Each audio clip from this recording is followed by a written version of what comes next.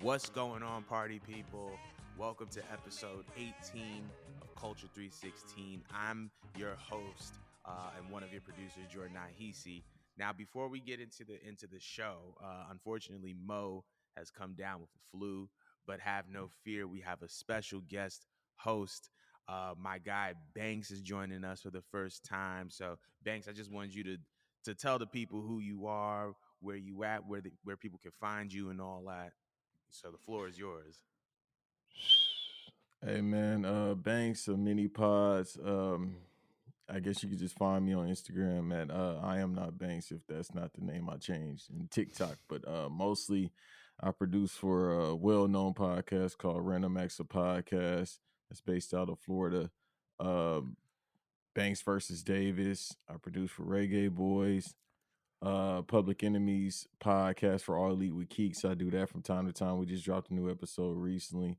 Uh, with Smirk. Shouts out to my guys. They from the same city as me, being from LA. Mm. Uh, what else? I think that's about it. Like, yeah, I got a couple things in the work, but I think that's about it.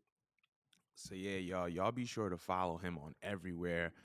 There's gonna be a day where I'm gonna talk about how this man has been such a gift to this pod, and he's definitely a friend of the gang of the family. So be sure to follow him wherever he is and whatnot. And but we have a couple of little pre-show announcements going on. So first things first, this Saturday is obviously Survivor Series.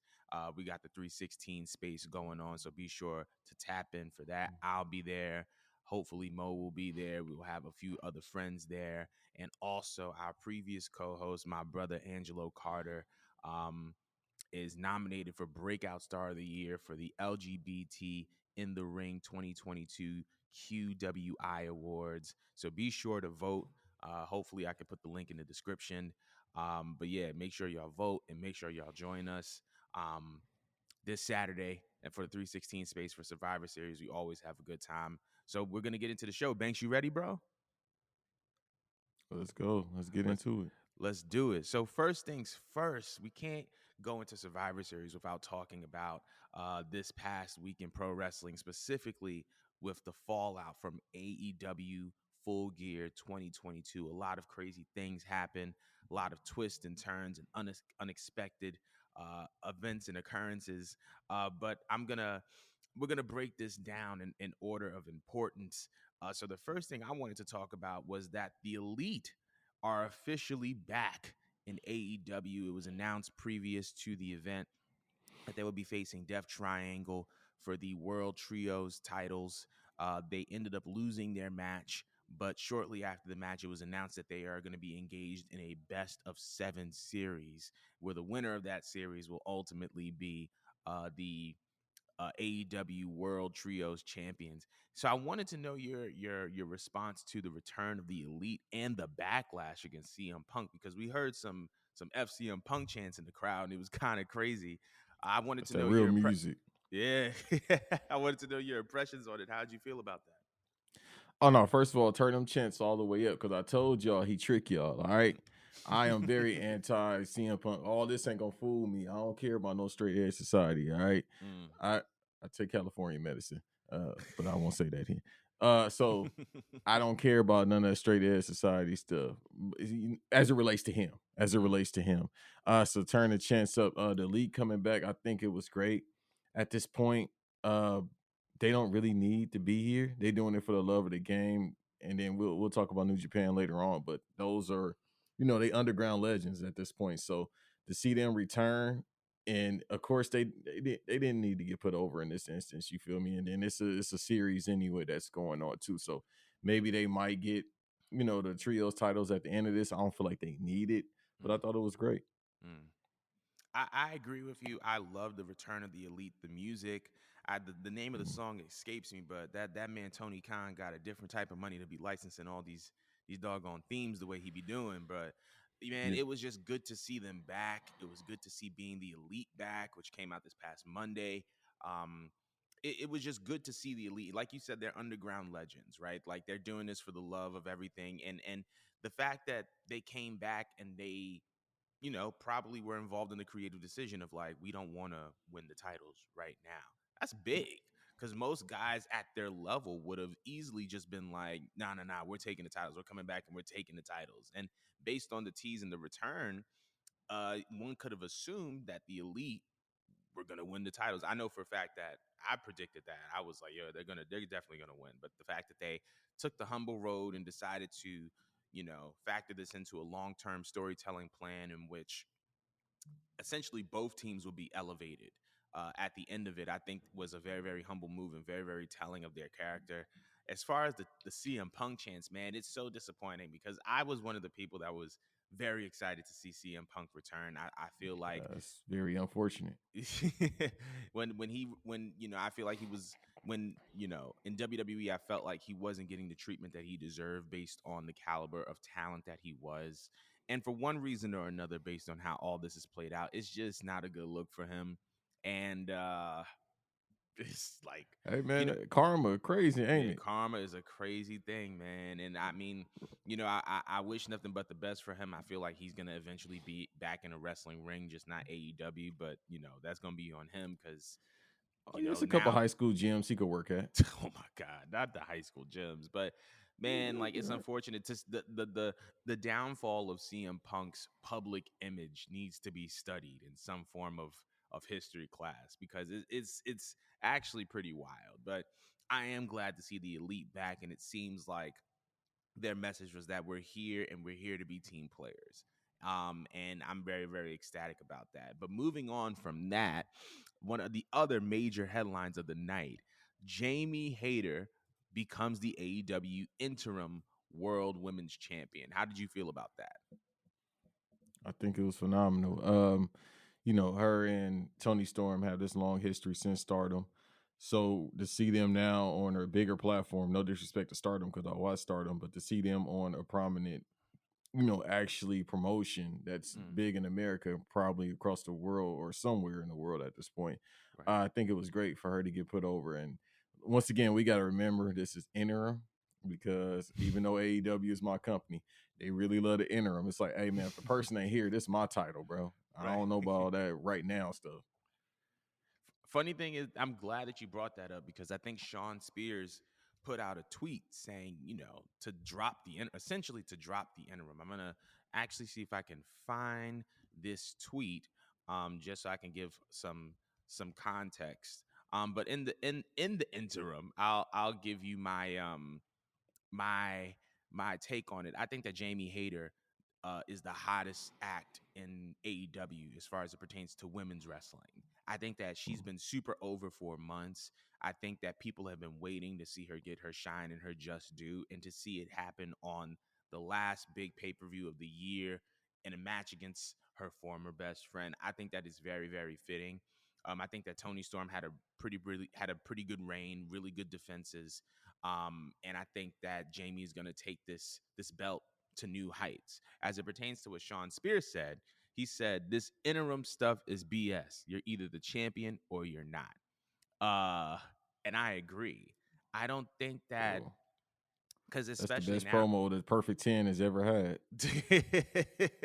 Not the- no, his no his after when they were in Toronto after the show. I think that was probably Sean's best promo because that was real life. But I think that he makes a point, especially now that we talk about Thunder Rosa, right? And how there's no timetable for her return. It's like, well, dog, if there's no timetable for your return, we got to move on.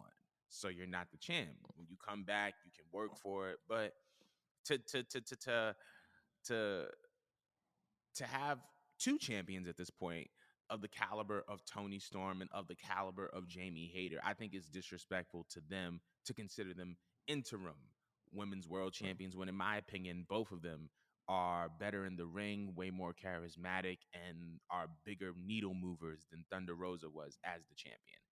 But I am glad to see that that Jamie Hayter has become the champion. Do you think that we're about to experience a Jamie Hayter Britt Baker feud, or We got to.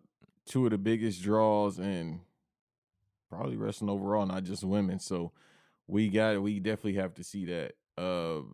Yeah, I think the merch sales, especially with Britt Baker, stay moving. So with Jamie Hayter, it's the same thing. And with Thunder Rosa, she definitely is a draw, but it's just, we live in America. You feel me? Yeah. People want to see, and I'm uncut. I ain't like Mo. You feel me? First of all, I don't have big glasses. That's the one thing. Uh, I cover my forehead. Number two, but no. With Thunder Rosa, she's a draw, but in the sense of Americanized, it's not gonna work. You feel me? Mm. Because unless you're a woman of Jamie Hayter or Britt Baker's caliber, if y'all know what I mean, my brother. That's the Mm-hmm. way that's gonna draw more than a Thunder Rosa, who is better than both of them. But this is America. That should have been the You name of know, the I ain't episode. quoting that horrible song either. What? This is America. I ain't quoting that horrible song. So Speak. We're gonna move on because that was just the perfect way to get from that. But in addition to Jamie Hayter becoming the AEW World Women's Champion, MJF has done it. He's beaten John Moxley. He's the world champion, and he did it on the heels of a unsuspecting William Regal heel turn. First of all, I want to know how you feel about this Regal heel turn, and then I want to know about your impressions as far as MJF as champion. I want to say, first of all, shalom to my Jewish brothers and sisters. We almost in Hanukkah.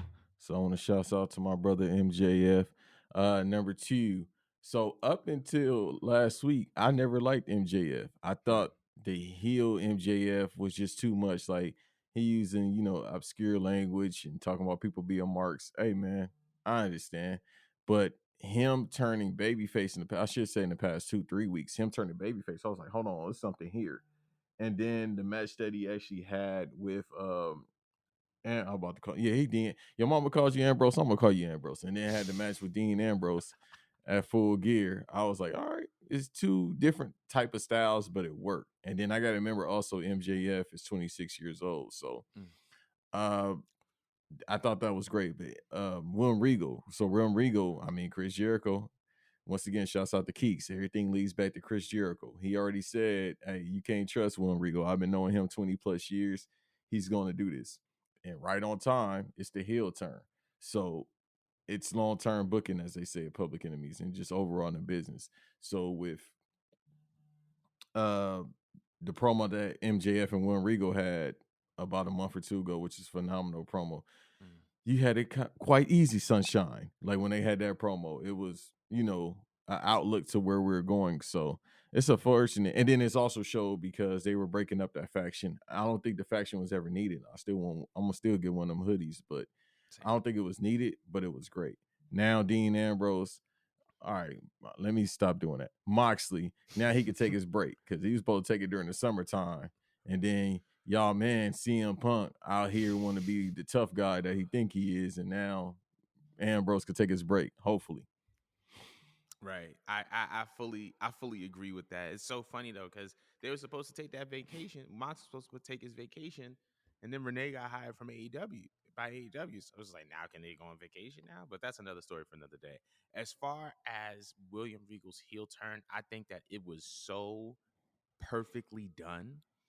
It was so perfectly done because I don't think that most people didn't expect it, right? Like Jericho had his little thing on commentary saying like you can't trust him. I've known him for X amount of years, but for the most part, people just assumed that Regal was siding with John Moxley, and that's just the way that it was going to be. But the way that that promo from a month or two ago kind of culminated in that, it was almost as if like the the the the the the training of John Moxley was complete and he was beginning to make uh MJF the understudy in a way. You know what I mean? Like that was kind of Mhm. like his dues. He had to pay his dues. Same way that William Regal walked up to John Moxley and slapped him in the face. I think that was kind of what William had to do with that promo, and to kind of see it all culminate at Full Gear was definitely a spectacle. As far as MJF being the world champion, I think it's long overdue. MJF is the hottest commodity in this industry, point blank period. Between him being the champion, between him, signing on to do this movie with A24 to be part of the Von Erichs movie, he's hot. He's hot right now. Him and Roman Reigns are easily the hottest in the industry, in my opinion. And I think that if you are, Besides Bianca, yeah. yeah, so is Bianca. You're right. Mm. If you're Tony Khan and you're looking at it from a business perspective, you have to put the championship, the world title, your biggest title, on your most popular guy, because ultimately he's going to represent the company. And I think that MJF winning the world title was long overdue, well deserved, and I'm super happy and I'm super proud of him, especially him doing it at Full Gear. Like, it's interesting because, like, the way I think that it was supposed to be MJF versus Punk at Full Gear. So to see Hmm. so to see kind of like them being able to pivot successfully and still being able to tell an excellent story should show you how valuable, one, John Moxley is, and two, William Regal and MJF are. But in this equation, MJF is the world champion now, so we have to, credit him as being the asset that he is. But for AEW to have the debacle that it did after All Out, and then be able to pivot into this story fully and make it just as compelling, just as exciting, and just as riveting, I think is something to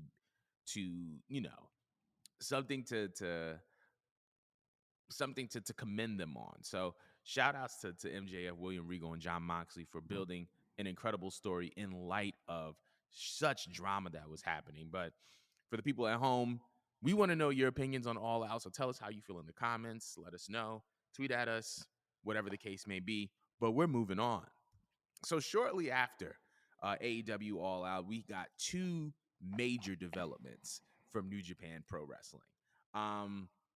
So at the first ever New Japan Pro Wrestling and Stardom X Over show, Kairi, formerly known as Kairi Sane, became the first ever IWGP Women's World Champion. And second, we found out that we're finally getting a one-on-one Will Ospreay versus Kenny Omega match. This will be taking place at Wrestle Kingdom 17 in January of 2023, and it will be for the IWGP United States Heavyweight Championship. So I wanted to know, what were your impressions on these two announcements, and where does New Japan go from here? They still letting the colonizers go over there and run shit, man. I love New Japan. That's my favorite promotion than AEW. So I'm scaring all the women just based on that alone. You like New Japan, you a different bag. But Yeah. no, so her winning the title, it makes sense just based on her coming from the States. Well, started out over there, came over here, then went back. It helps it more because she's a draw. You feel me? If they would have gave it to somebody else, it'd still be a draw, but not as much as her. Because obviously we're talking about it here because we know her more. A lot of people aren't tapped into Stardom. Mm-hmm. I am when I get a chance to watch it, but a lot of people won't know all these names. So it works best to get eyes over there if it's her. Obviously, because people keep forgetting with pro wrestling, you're supposed to draw money. That's what it's always been. That's how it's always supposed to be about. It ain't about no title. It's about who drawing the most money, right? Mm-hmm. And how much money you make. It's a carny. It's based on the carny system where it came from. And then Will Ocean Spray, as they say on BRP, Will Ocean Spray versus Kenny Omega. That's fine. At this point, Kenny Omega, once again, is a legend. He's just doing it for the love of the game.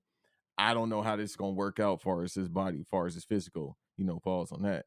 But because you got to do all these trio matches, whatever other matches you doing on AEW. Obviously, you're not working dark elevation, but you doing all those, and it probably works out best because it's a tag, so you don't have to always be in there. But then you got to take that long flight from wherever you stay at to Japan. Mm-hmm. So that's a lot on him at, I think, 38, 39 years old, somewhere around that. So, I mean, I'm looking forward to the match, the card. It's a couple matches on there I like. My thing is when Wrestle Kingdom comes about, it's just like, yeah, I know I'm about to be sitting here for about 7 hours. And anybody that doesn't watch New Japan, let me tell y'all something. Damn near every month it's a pay-per-view anyway. All right. And the pay-per-view don't be 2 hours. So y'all be complaining about WWE. Listen, it's day 1, day 2, and it keeps going. And it be 3-hour pay-per-views a day. So it worked what best during the pandemic, when you ain't had nothing else to do. But now it's kind of like, yeah, if you miss one day at New Japan pay-per-view, you missed it all. So you might as well just run back the highlights. Mm. I hear that. I hear that. As far now, from my perspective, like you said, Kyrie is probably the most notable name outside of the wrestling scene of the States, right? Like a lot of guys are either, a lot of girls are signed by WWE, signed by AEW, signed by Impact, or are with a company that's partnered with either of the three.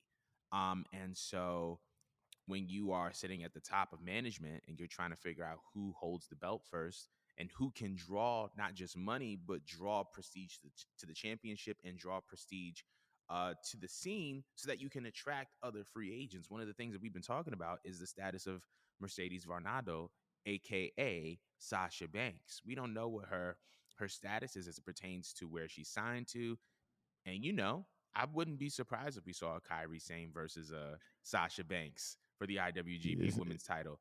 Just a possibility. yeah, It's possible. But having yeah. someone like Kyrie hold the belt, presents that opportunity of possibly getting women that wouldn't normally be in New Japan to be involved in New Japan just for the sake of competing for that championship.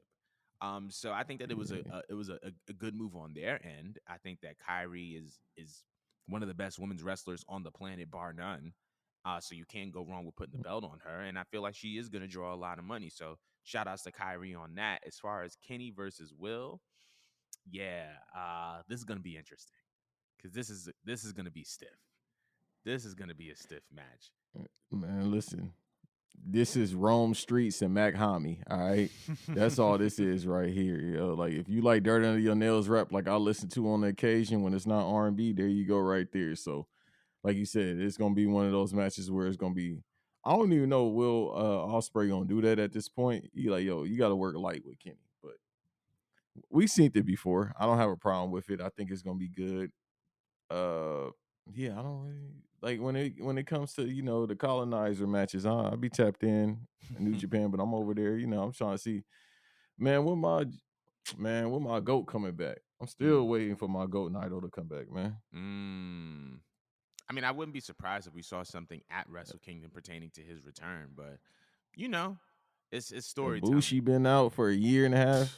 They That's my did, other goat. Well, that's my main goat is Ibushi since October. Remember, he was cryptic, yeah. tweeting like Kanye Do you think he's during going the to be coming? summertime. Do you think he's going to be coming back to New Japan, considering his contract disputes with them?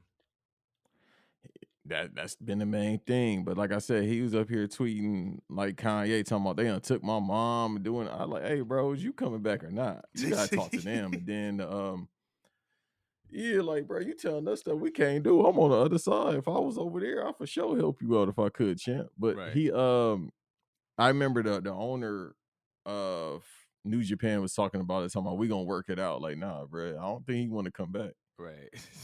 He appeared. I didn't even know you could put capital on Japanese words. I know sometimes they look capital. Excuse my ignorance, y'all. I went to LA Unified School District, but I'm he's weak. putting capitals on them Japanese words. I said, hold on, bro. He's saying something here. He's saying something. Right. Yeah, like I agree with you.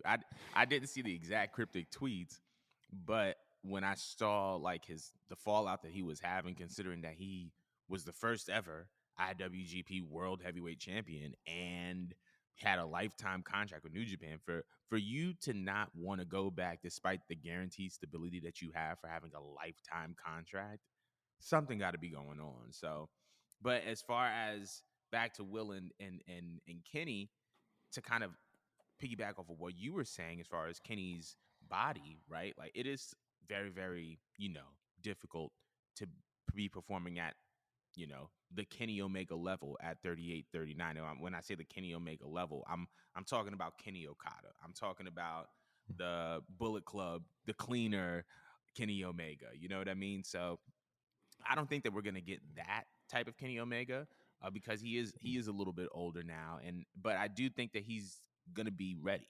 Like if you looked at his match against the Death Triangle, like he looked in incredible shape. He looked better than he did when he tried to do his first return a couple months ago prior to the CM Punk debacle. He looked great. Body looked great. Mm. He looked to be in incredible shape. So I have no doubt in my mind that he's going to be in shape for this match. What I will say is that I think that it probably isn't going to be like a hour long match like an Okada type of situation. It's probably going to be 15, 20, maybe 30 minutes. And that's going to be it, because I don't think Will wants to work anything beyond that with Kenny Omega, because he don't really like him like that. He gonna have to. Right? That's very true. Yeah, they don't like each other too. People like that ain't no work. That's a shoot. He was talking about, hey man, you see, he ain't moving no merch. His merch ain't moving. What Yeah. do you do? Right. Like he stays saying that to Will Ospreay. That is hilarious. Yeah, he be telling him like, "Yo, you're trying to fill my shoes and you're not doing a good job," and that's crazy because it's embarrassing and it's kind of true. But I am very It much, is. I'm very much looking forward to seeing this match. I think it's gonna be a banger either way, and I think that he's gonna be ready for it, especially because in this best of 7 series, while he is gonna be in the ring taking bumps, doing crazy stuff, he's sharing the load. Pause with you know with with uh with the Bucks. So I don't think Mm-hmm. that it's going to be take as much of a toll on him as it would normally.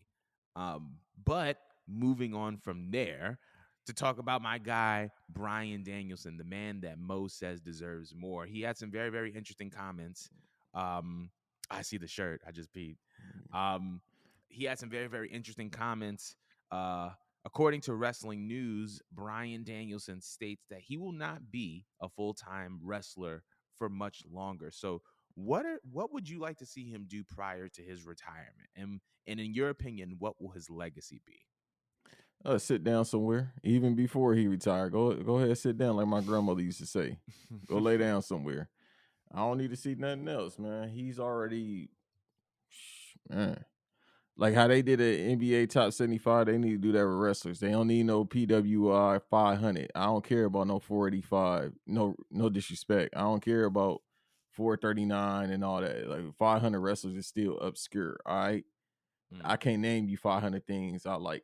Hell, half the time I can't name y'all 10 things I like. So, but nah, if it's an NBA or a wrestling, I should say, top 75, he definitely is somewhere between 20 and 30, something like that. He basically on that Kevin Durant type level. mm, Uh, but if he does do something, I mean, he said something about he want to wrestle in the gym with like 500 people. Like, dog, yeah. nah, you beyond that. You don't need to do the like a lot of wrestlers, the hot dog and the handshake type thing. Just I don't know. Maybe we actually get that match with him and Squidward. What's his name? Jonathan Grisham.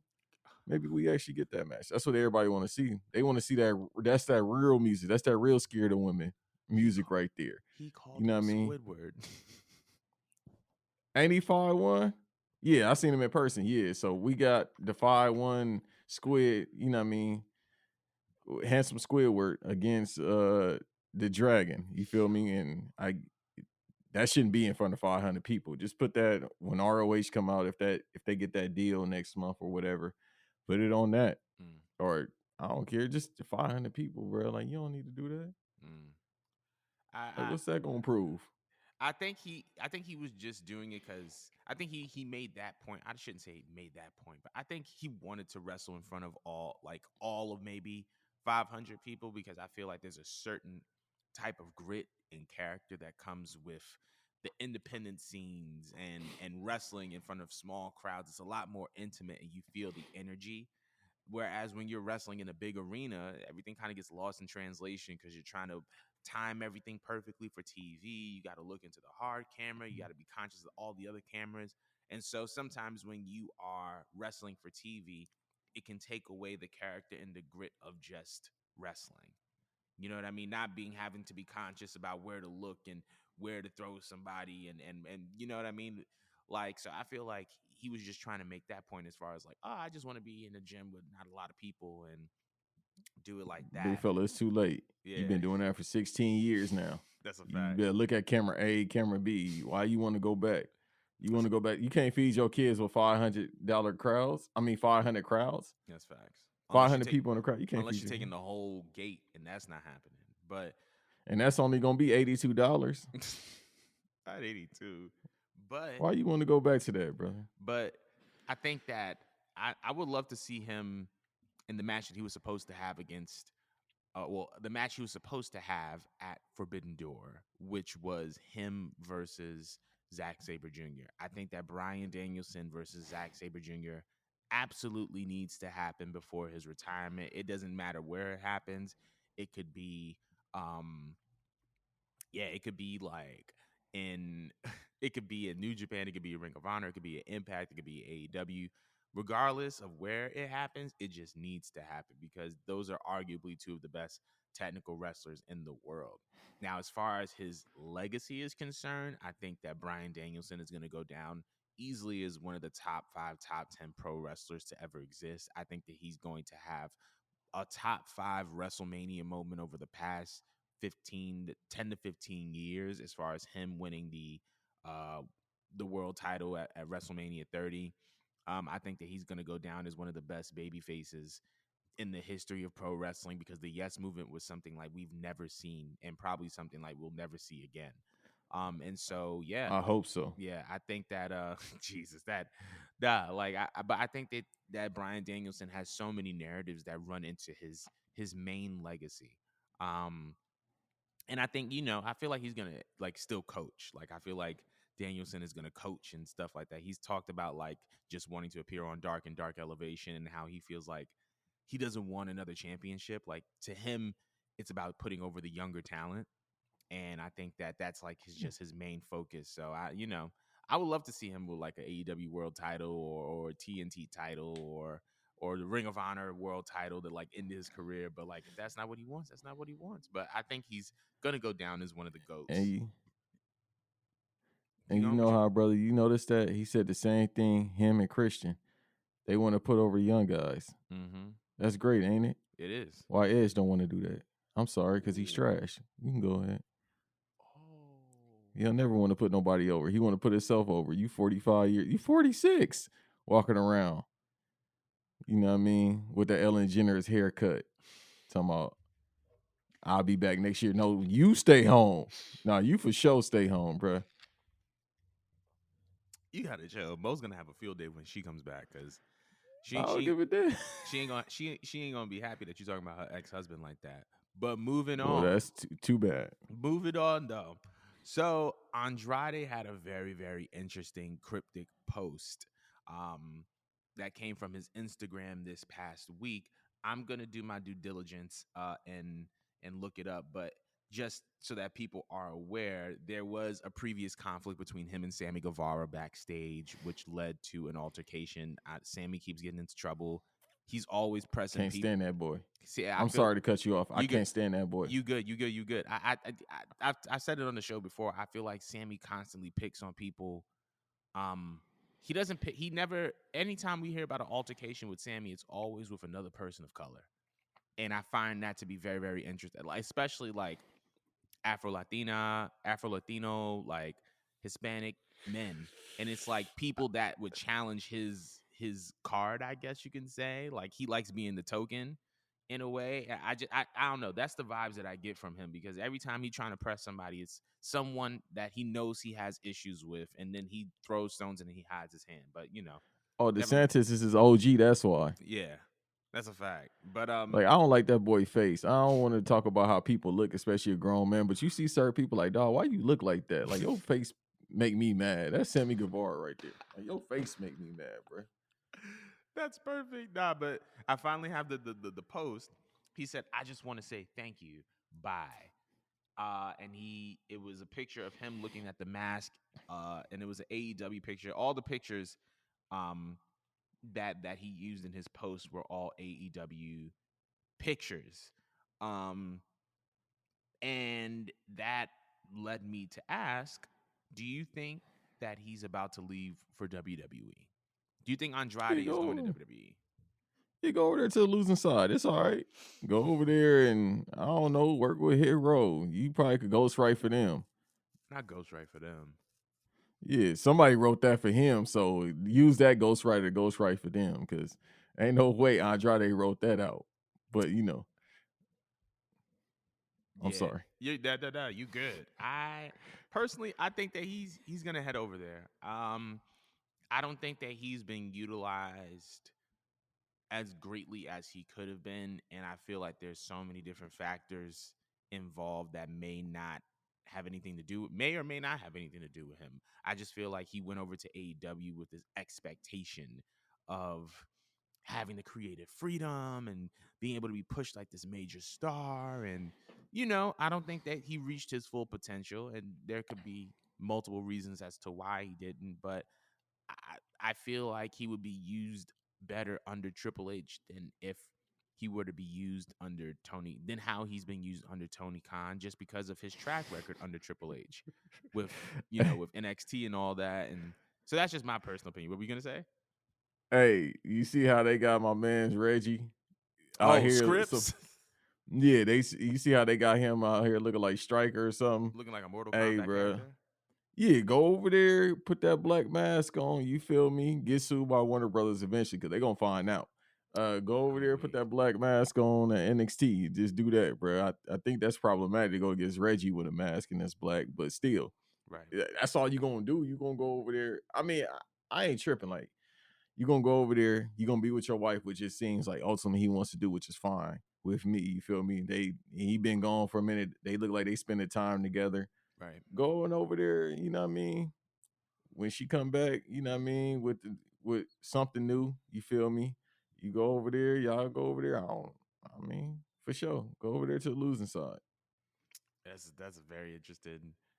That's a very interesting statement. he go join It's gonna be he go very, join what's the name, bro? huh?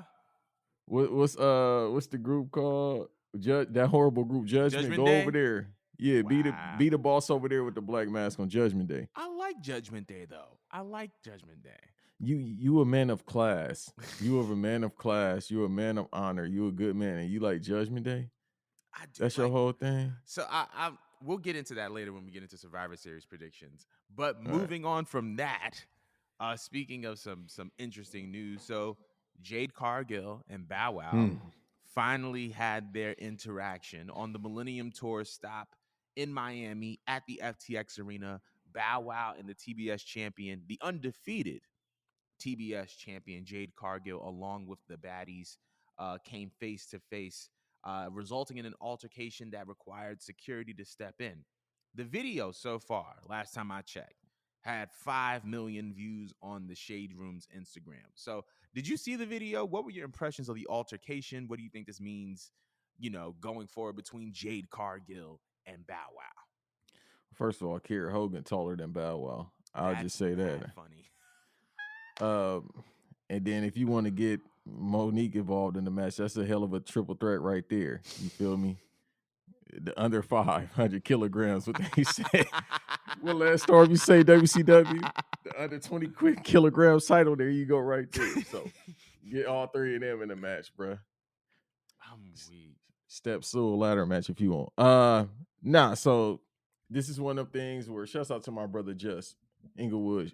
You already know what the business is. So he hates it. I love it. I think it's hilarious, man. Because Bow Wow, listen, I love Bow Wow. Besides the music, you feel me? A little Bow Wow. He with the way you move so fast across the floor. Like I ain't forget that was you. Right. That was you doing that. But I like the way that he always finds a way to get back in the public eye. Mm-hmm. Hey, yo, it's a gift to that. Whether you hate him or love him, it's a gift to being able to be in the public eye. So this is why I love AEW because they let you cook. They had Ross, they had these other people, but WWE is so black. So yeah, y'all ain't tricked me in a year, all right?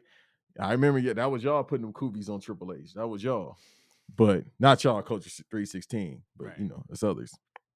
But no, I love it. So apparently they supposed to have him on, are they gonna talk about on the program, which is gonna lead to him being on the show. I think it's phenomenal. Like you just said, the Shade Room, he got 5 million hits. When he come onto the show, it's gonna be more hits because he like a Shade Room MVP. I don't know if that's an honor or not, but take it for what it is.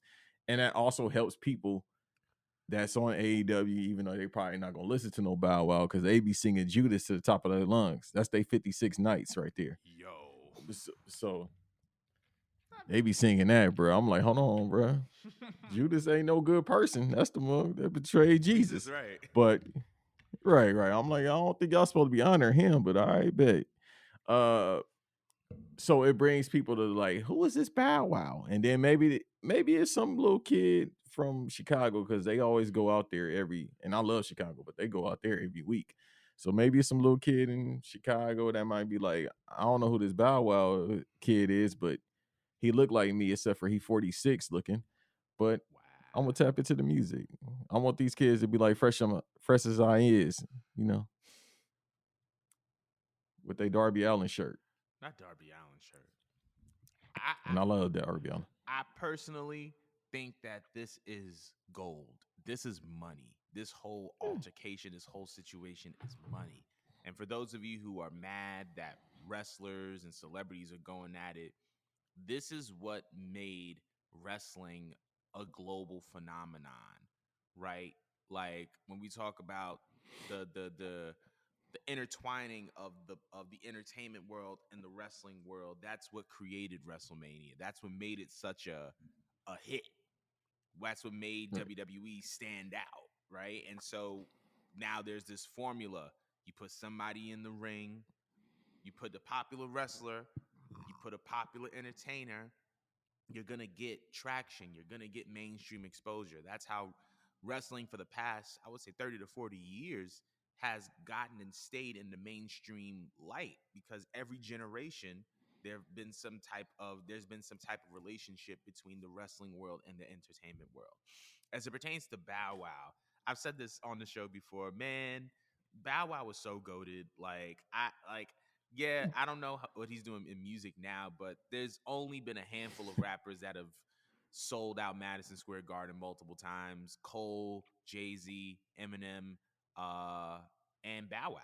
Bow Wow, I think, was the youngest rapper to sell out Madison Square Garden multiple times. I think that he was the next to Michael Jackson, he was the youngest person to sell out the Garden, or one of the youngest to sell out the Garden, which is an Mm-hmm. incredible accomplishment. Like you said, it takes a skill to be able to stay in the public spotlight, and I think that Bow Wow has done that over the past, God knows how many years. Um, I think the altercation is going to be featured on AEW Dynamite in Chicago, which is going to lead to him being on Dynamite, as you said. And I think that this can only be good for Bow Wow and for Jade Cargill, because it's not like Jade is stepping up against another woman, which I feel like is the stereotypical thing to do, right? It's the girl up against another girl, but this time it's a girl up against a dude. And you know what I mean? Mm-hmm. So I think this is going to make for a very, very interesting interaction in person in the ring. Um, as it pertains to Bow Wow, though, I don't think that it's gonna. I think that this is gonna fulfill Bow Wow's desire of being in the pro wrestling world, because he's been wanting to do this for a while. And like you said, AEW is gonna let you cook, right? Like he Bow Wow wanted to be in WWE for a little bit, but they ain't kind of give him any play. And I guess Tony Khan is just like, hey, let's pull the trigger, let's do it. And so now we're getting this content. And We're getting, also, huh? I was no, go ahead. I was just gonna I'll get to what I was about to say before I cut you off. I was just gonna say that I think that it's great that they're able to have these interactions, and especially in light of all of the rappers that have been involved with AEW just in the past 6 months, like between Ross and DJ Who Kid and Fab and Action Bronson, now Bow Wow.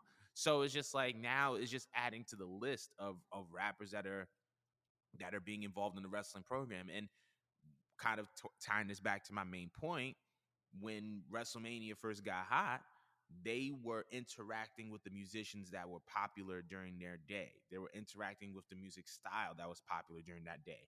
In the 80s, it just so happened to be rock. Now it's hip hop. And so now the relationship between wrestling and hip hop, and whichever company is going to fully invest in that, is going to be the company that's going to have the most mainstream exposure. It's not about rock anymore, because rock isn't selling the way that it used to. It's hip hop. So I'm very, very excited about Jade and Bow Wow's interaction, and I think that whatever's going to come from this is going to be very, very interesting. But what were you going to say? No, it's just a double standard that people go by as it relates to pro wrestling. You Mm, feel me? Like I like everything. You feel me? Like I haven't watched a lot of E just because other than Sami Zayn being hilarious. And shouts out to the host of Random Max. I was talking about that last night with him. mm, Uh, I haven't liked a lot of things from the E, but that don't mean I'm a bash it. It's just I'm more tapped in the AEW. And then to keep it a buck with y'all, I always say this: when it's basketball, football time, that's A and B right there. I watch wrestling, but I'm watching that. You feel me? right. Watching some American sport. I ain't watching no goddamn wrestling. But no, so it's just a double standard because everybody talking about Logan Paul and they be Bad Bunny and all that. Bad Bunny cool. All right. Cold, Logan yeah. Paul is cool, but everybody up here riding Logan Paul, like, all right, man, I ain't seen it. Colonizer that could do a front flip. Hooray. So it's just like if you got the celebrities over there, everybody going crazy for it. Everybody still want to see The Rock at WrestleMania. First of all, I ain't going to WrestleMania. Mm, Unless I have to. Number two, I ain't trying to see no Rock and Roman Reigns. People been wanting that 2 years. Why? Dwayne ain't trying to step in no ring unless it's 20 mil. It's a liability now mm, for all these production companies. Y'all gonna have to pay him 20 mil and then cash out Hollywood. mm, And Triple H for sure ain't paying that. mm. All right. That's y'all guy though. But anyhow, he trick y'all. But that's all it is. It's just a double standard. If he was over there at the E, people would be going crazy for it. Mm. But he on AEW. What's the TikTok on? It's cool when I do, or it's cool when they do it, but when I do it, so That's a very, very interesting take. We're gonna move on from that though. Speaking of AEW, one of the reports that kind of started to circulate um, after or around Full Gear was Adam Cole's injury. Reports have begun to circulate that his injury is more significant than people thought it would be. But the people close to him are saying that he's doing better, he's doing good. So, what are your impressions on this news? Do you think that he will return to AEW or a wrestling ring at all? nah, sit down, brother. I didn't even know you could have a concussion for that long. I'm like, bro, it's been like 4 months. You could have a concussion longer than that. I'm like, nah. Go ahead, sit down, because that everybody be joking about CT. That actually leads to CTE. Yeah. And all them knocks at the back of your head, you could protect your neck all you want. Shouts out to Wu Tang, but when you taking them back bumps or you taking certain bumps, you can't protect your neck all the time. So let's say hypothetically he end up getting hit the wrong way. We just saw what happened with Tua a couple months ago. Yeah, go ahead, sit down, brother. This another underground legend. You done did it all. You done been on ROH. You was on the E. You feel me? Maybe if he would have stayed in the E, things would have been better, maybe. But at the same Mm-hmm. time, things happen. Things happen all the time. You could, do we need to talk about draws Mm. and D'Lo Brown? Yeah. So I take back what I just said. Like stuff happens. It's a contact sport. So if it's that severe, yeah, go ahead, sit down, big fella. Yeah. It's super unfortunate because Adam Cole, in my opinion, as far as a talent, is a generational caliber talent. And I look at Adam Cole and I've been able to watch a lot of his interviews and like kind of get in his mind as far as like what he wants to do and like what he likes. So number one, this injury sucks, right? And then you take into account that Kyle O'Reilly, Bobby Fish were brought to AEW and they were supposed to have this AEW version of Undisputed Era. Now Bobby Fish is gone; he's no longer in AEW. Um, then so now that kind of takes out the possibility of that faction happening in AEW of the Undisputed Era of the Undisputed Elite. And then on top of that, I think one of the main reasons why he went to AEW because he wanted to work with CM Punk. And rightfully Mhm. so. You could tell that he's a very, very big influence on his character. His promos, a lot of his cadences are influenced by him, but we don't know what CM Punk's status in AEW is. So to kind of see all these things kind of unfold simultaneously is just super unfortunate. Obviously, we want to see that man healthy and we want to see that man do well and cook. I think that my um biggest thing is number one, I want to see him get well. So I'm sending him well wishes. Number two, man, if he doesn't come back, the narrative is probably going to be that his time in NXT was probably the peak of Adam Cole's career. When we talk about Which is Yeah, like when we talk about his most successful time in pro wrestling, and probably where if he were to stay, he probably would not have been doing this, because I feel like, yes, it's a contact sport. You do take a lot of harsh bumps. I feel like AEW um is a little bit more loose and lenient with their restrictions on moves and sequences and type, yeah, and just the things you can do in the ring, whereas the E is a lot more restricted. But you see a lot, especially this past summer, we talked about on the show before, uh, we saw a lot of injuries that were rooted in those unsafe moves that the E would ban. You know what I mean? And it negatively affected them. And when what for Forbidden Door and other events and stuff like that. So the nasty narrative that's probably going to come from this, and I hope that it doesn't, is that Adam Cole in NXT was the prime and the peak of his career. But more importantly, I really want to see him come back. I do think that he's going to come back eventually. It's going to take a lot more time, and he's probably going to be eased back into pro wrestling. Because having a concussion, like you said, for 4 months is no is that's kind of crazy. That's a little bit extreme. I didn't know you could have a concussion for that long. I Y- thought, you know what I mean, a concussion lasts 2 weeks tops. I didn't know months. Like, nah, bro, that's we ain't gonna mess with the central nervous system like that. Let's go ahead and call it. Yeah. You know, and like you said, if he has to call it, and then people think about his NXT career solely, that's fine. Like, yeah, I gotta work outside of that, but you know, you was on the main stage. Obviously, it wasn't on the main card, but it was a main stage because we still talking about it, and that was years ago, you know, when he had all these classic matches. Not that long ago, but still, it, Hmm. it was years ago as we move into a new year. So that's fine. Like, you know, man, play Halo like you doing right now, playing all the video games. I'm gonna tap in. I gotta sign up for Twitch so I can tap in, but man, just yeah, hang it up. It's unfortunate, but Super unfortunate, but we're wishing him all the best. But moving on from that into our Survivor Series predictions. So there's 5 matches on the card. I'm actually really, really, really, really excited about this show. But we're gonna start from the bottom of the card and work our way up. So we have a triple threat match for the United States Championship. We got Seth Rollins versus Bobby Lashley versus Austin Theory. Who do you have? me going to sleep. No, Seth Rollins. That's not me go to sleep. Nah, I'm actually gonna go with Austin Theory. I'm gonna go. What? I'm gonna go with Austin Theory. Reason being is because I feel like at first it would be a foolish decision of me to go with Austin instead of Bobby or Seth.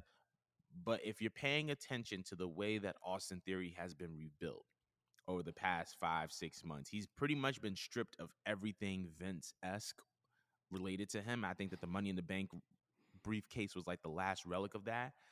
He grew his facial hair. He has a little bit more edge. And I think that that's what they were looking for. They were looking for a character of or version of Austin Theory that had a lot less Vince attached to him, a lot more of himself. His promos have been getting a lot more, have been getting a lot better, have been getting a lot more relatable. And I just feel like this is the version of Austin Theory that can be championed and that people can be like, okay. Whereas before it was just like, well, everything is handed to you. But it's like he's gone through a set of character building events to push him in that direction. So I think for that, I got Austin Theory for sure. That'll be actually. You know what? That's actually fire. Well, if they do that, then it's like, all right, well, Seth or Bobby Lashley got to win the Royal Rumble Mm. because somebody got to take the titles off, buddy. Because I'm tired. The shit boring now. I feel Excuse that. my language. No, you good, bro. You good, bro. I feel Yeah. that. Now moving on to AJ Styles. I'm really excited about this. AJ Styles versus Finn Balor of your favorite faction, the Judgment Day. Who do you got? Oh, 10 years ago, I would have been turned up for this, but Finn Balor Mm. is boring as hell. So I I guess AJ Styles, man. Mm. But I, Finn is a loser. I definitely agree with your take as far as AJ Styles winning this match. So I'm gonna go with AJ. I was gonna say the reason why I was gonna say let me talk about the Judgment Day later is because of this. there was an interview that Finn Balor did a while ago, and he was talking about like his character because at the time he had the Prince, right, and then he had the Demon, and he said that he wanted to add another version of his character to himself before he were to retire. I feel like Judgment Day allows him to do that, and it allows him to be in a faction where it's hierarchy less, which is kind of contradicts what he was before. And I think that it brings a new layer to his character. So and I like the Judgment Day. Like I like Damian Priest. Like I like the Rhea Ripley Dominic relationship going on. It's very, it gives me shades of Eddie and China. It gives me that. But I like him. I like him, but I do believe that AJ Styles wins, considering that the the Judgment Day won at Crown Jewel. So I think that if Finn wins, it just doesn't make any sense. So I'm gonna go with AJ. Now for the SmackDown Women's Championship, we got Ronda Rousey versus Shotzi for the SmackDown Women's title. So who do you have? A pee break. Who? A pee break. I'm going to use the bathroom. Probably get something to eat. You know, Jesus. definitely not watch this. I'm gonna see what game is on around that time. I don't even care if it could be the Pistons versus the Rockets. I'll watch that instead of this match. Oh my God. So you don't have no prediction for Ronda versus Shotzi? I predict we all try to stay awake. How about that? Shots of coffee espresso. No, Rhonda. I guess I keep forgetting she even in the East still. I'm like, hey man, cool. It's the cool. Hooray! It's the cool for me. I'm gonna go with Ronda as well. I think that Ronda's gonna win this match. Wait, hopefully she don't got. I hate to joke like this, but forget it. Hopefully she don't get a concussion because Shotzi, boy, Shotzi be. No. Yeah, she look good, but boy, she be botching like crazy, boy. She mess around, do that dive on top of Ronda head. She gonna be talking like she Wakandan. All that black gonna come out of her, all 5%. Not Wakandan. I'm crying. Nah, Yeah. yeah, I got Ronda on this, and I hopefully that they can be saved. But the next is Charlotte, Charlotte come back. imagine the next match is actually the blood is it's not the main event. Well, actually, it is the main event, but I'm saving the best for last, in my opinion. So we got the bloodline. We got Roman Reigns, Sami Zayn, the Usos, and Solo Sikoa versus Sheamus, Drew McIntyre, the Brawling Brutes, and Kevin Owens. Who do you have for this men's War Games match? You already know it's the bloodline. Mm. I don't see why it wouldn't be the bloodline. I mean, if it's not them, obviously it's the further the story that they're going with Jey Uso and Roman Reigns and Sami Zayn. I don't know what they doing. Hell, they probably don't know what they doing at this point. They don't even know who probably gonna face Roman Reigns at WrestleMania. But if Vince was there, Vince come back. If Vince was there, all that'd be in order already. Ain't no Sami Zayn. It's hilarious, but ain't no Sami Zayn, no bloodline. He at the crib losing his mind right now. That's a fact. That's a fact. Damn it. Why? Right. He can't even go to Saudi. That's a. I here's the thing. I got Sheamus, Drew, the Brutes, and KO. I think that now that Roman has had like the reign that he's had, now that the Usos have had the reign that they had, this is the time to put the chink in the armor of the bloodline. And because you have Sami Zayn in that match, who has history with Kevin Owens, you have a way to make the bloodline lose, and that can further cultivate the story between or the dynamic between Roman Reigns, Jey Uso, and Sami Zayn, depending on who gets pinned and depending on how they lose. Because you can flip it in a way where Sammy's the one that gets pinned, or Sammy has the opportunity to beat Kevin Owens and doesn't because of their friendship, or you know, Sammy's on the verge of winning and then Jay does something to, inadvertently mess up the victory for the bloodline and then it costs them the victory. So they have a lot of different ways to go about this, but I feel like, because you think about it, right? The Bloodline beats KO, Sheamus, Drew, and the Brutes. It's like, where else can they go? Where else can Sheamus, Drew, the Brutes, and KO go? I feel like if the Bloodline loses, Roman has his next 3 challengers laid out for him. He has Sheamus, he has Drew, and then he has KO. And that can last him until WrestleMania, where I think he's going to go up against Cody Rhodes. I think that Well, we've been saying that for a year now, so Yeah. hopefully that does happen. That's a fact. But yeah, I got that's my pick. The Sheamus, Drew, the Brutes, and KO are my winners for the War Games match. And last but not least, we got Bianca Belair, Asuka, Alexa Bliss, and a mystery member versus Damage Control, Nikki Cross, and Rhea Ripley. So my question is, who do you think is the 5th member of Bianca, Asuka, Alexa, and Mia Yim? It's Becky Lynch. Hey, I know y'all want Shorty to come back. I call her Mercedes SZA. She be doing the same thing. She doing the same rollout. Ain't no album coming out. She doing all these butterfly woke tweets and protecting my energy. Hey man, how much PTO you need? You protected your energy way too much, Shorty. Every year she do this. Nah, it'll be Becky Lynch, and that's fine. But the Sasha Banks, Mercedes Renato, whatever her name is, respectfully, and I love her. That ship is sailed, brother. She ain't coming back. That's it. I think that Sasha is coming back. Not now. I think that she is going to be coming back like early 2023. However, I do agree with you that Becky Lynch will be coming back. I think that Becky's going to come back. But and that kind of feeds into my prediction. I think that Becky and Bianca are going to win. The Becky, Bianca, Asuka, Alexa, Mia Yim team. I think that they're going to win. Do you think they're going to win, or do you think Damage Control and Rhea and Nikki Cross are going to win? Not a chance. Not a chance. Becky Lynch coming back. They got to go over there on that side. You feel me? Yeah, this at the end of the year, so I guess they just coasting. Everything is leading the Royal Rumble, but it definitely goes on that side now. What happens after? I don't know, because now you got to get Becky in another match with Bianca, and it's like, dog, we done seen that 3 times this year. It's been fire, but we done seen that 3 times this year. I ain't trying to see that at Mania, whatever they gonna do, because now they got to figure that out. Unless Charlotte does come back, she another one. Hey, I need to get with the E, and I don't even wrestle because they got the greatest PTO ever. You could take months off and still get paid, boy. They said Mercedes SZA still under contract. I said, damn, she ain't been there since like June, right? And May, something like that. Her pay vacation must be lovely. That contract must have been.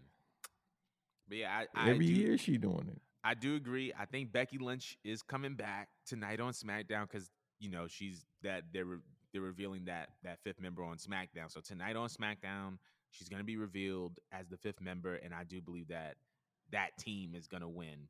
What happens next, I don't know, but I do think that we're going to get Becky Bayley somewhere down the line. But I think that's. What if it? Were you gonna say? I'm sorry. Hey, what if it's Dana Brooke, yo? Yo, Mo would be sick. I'll be in I'll tears. be weak. I'd be weak, but I know Mo would be sick. But yeah, because he said he wanted to bring back some more people. I'm like, oh, what's her name? Emma. What's her name? Emma. Yeah. Matt Cardona girl. They don't date anymore. Oh, Chelsea Green. Oh, that ain't his girl no more. Chelsea Green. Yeah, that's it. I was like, didn't they just get married? Nah, Emma and Matt used to date, but not anymore. Obviously, because Chelsea. Damn, Matt, you got them all, ain't you? But yeah, Matt Cardona. Hey, I can't wait for him. Yeah, hey, when he come back to the E, I'm definitely gonna be tapped in. When Zack Ryder come back, yeah, woo. Yeah, you know it. Yeah. Nah, I think, but I'm really excited for this Survivor Series show. But that concludes our show for today. Banks, thank you so much for joining us, bro. You family, you gang of the pod. Thank you so much for joining us. For those of you who are still watching, tapped in, tuned in, be sure to tap in with us at 316 Space this Saturday as we watch Survivor Series together. Thank you guys so much for tuning into the show, and we'll see you guys next week.